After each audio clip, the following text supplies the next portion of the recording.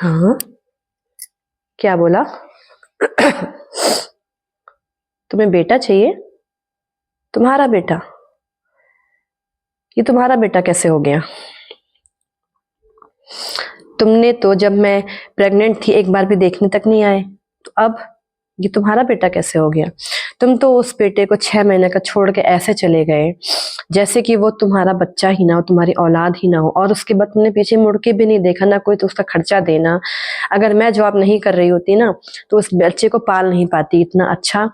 वो तो मेरी माँ ने, मेरे माँ बाप ने, मतलब उसको क्या कहते हैं कि एक तरह से मुझे 9 महीने पूरा बेड रेस्ट कराया, सब कुछ कराया, तब जाके वो हुआ है। उनकी तपस्या से, मेरी माँ की तपस्या से, सिर्फ और सिर्फ मेरी माँ की तपस्या से। तो तुम्हारा बेटा कैसे हो गया? अब तुम्हारी माँ तुमको ये सिखा रही है कि इससे बेटा ले लो और इसको छोड़ दो और फिर तुम्हारी दूसरी शादी कर देंगे, ये तुम मुझे बता रहे हो? मतलब तुमने आज तक अपने बेटे को ना तो देखा, ना उससे कभी प्यार से बात करी, ना उसका कुछ खर्चा दिया। जब मैंने तुमसे उसका खर्चा मांगा तो तुम मुझसे लड़ने लगे। और आज जब मैं तुमसे कह रही हूँ तो तुम षड्यंत्र रच रहे हो, तुम सब मिलके वहां पर, कि ये आ जाए, इसको मार दें और इसका बेटा ले लें इससे। मतलब तब वो तुम्हारा बेटा हो गया क्योंकि वो बड़ा हो रहा है। अब वो तुम्हारा वंश हो गया क्योंकि तुमको तो फ्री का मिला है ना, तुमने कुछ किया तो है नहीं उसके लिए। बेटा वो सिर्फ मेरा है। तुम्हारी माँ कैसे कह सकती है कि बेटा ले लो और इसको छोड़ दो, फिर तेरी शादी कर दूंगी? तुमको शर्म आनी चाहिए, शर्म। शर्म नाम की चीज है या नहीं तुम्हारे अंदर, या वो भी बेच के खा चुके हो? आप कुछ बोलोगे कि नहीं?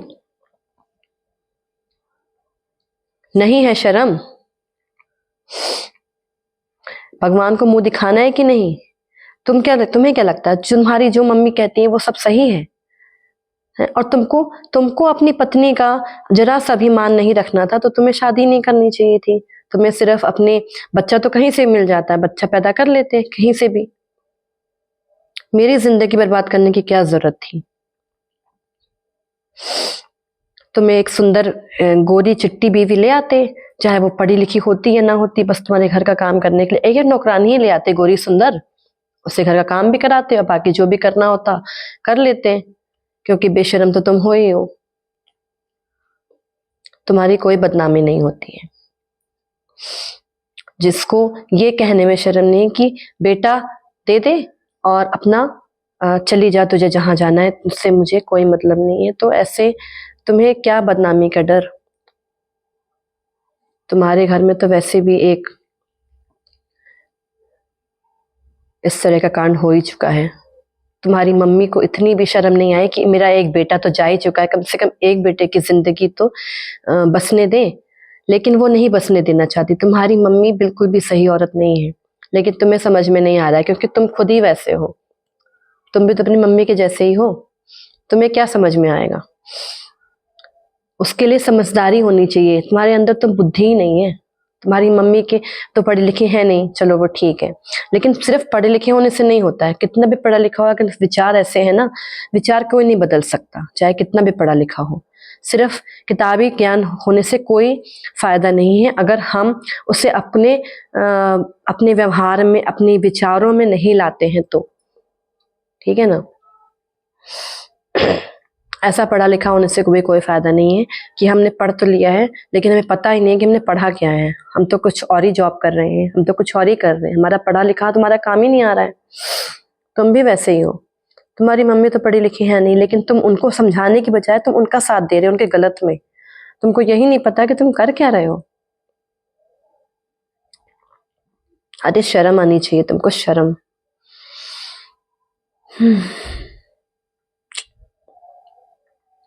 और एक बात बताओ कि तुम मुझसे कह रहे हो कि बेटा वहां छोड़ जाओ, बाकी तुम अपना देख लो, मैं तो खर्चा नहीं दूंगा तुम्हें। अपना अगर बेटे के लिए पैसा चाहिए तो मैं पैसा तो नहीं दूंगा, बेटे को वहां छोड़ जाओ।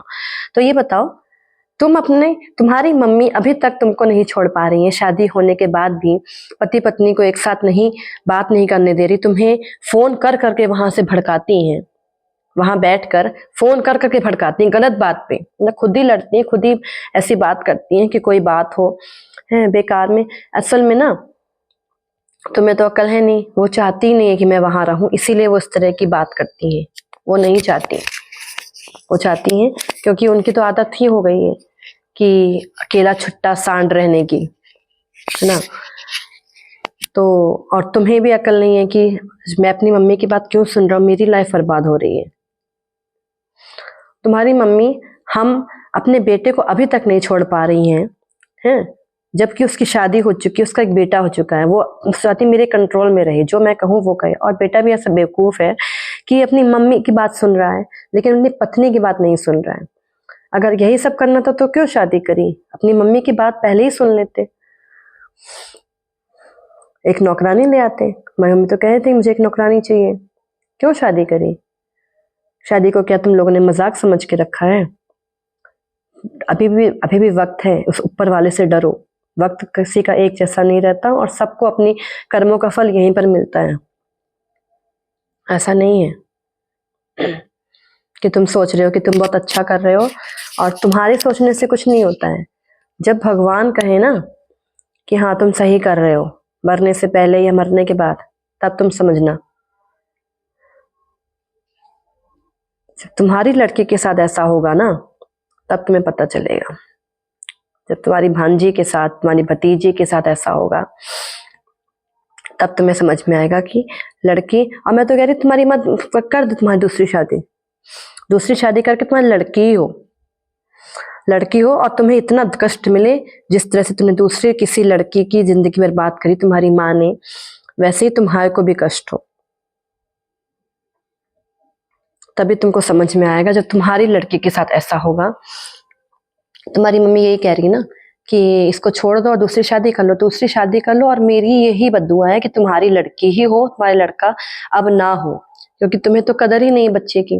क्योंकि तुमने जितना कष्ट दूसरी लड़की को, किसी दूसरे माँ बाप की लड़की को दिया है, अपने घर में लाके उसका इतना अपमान किया है, और तुम्हें ये लग रहा है कि नहीं वो माफी मांगे, लेकिन मेरे घर वाले गलत भी करें तब भी वो उससे माफी नहीं मांग सकते, क्योंकि मेरे घर वालों की इज्जत है, मेरी इज्जत है, लेकिन मेरी पत्नी की कोई इज्जत नहीं है, उस पत्नी के घर वालों की कोई इज्जत नहीं है, क्योंकि उनके घर वालों ने तो पत्नी को, अपनी बेटी को ऐसे दे दिया ना, दान कर दिया है।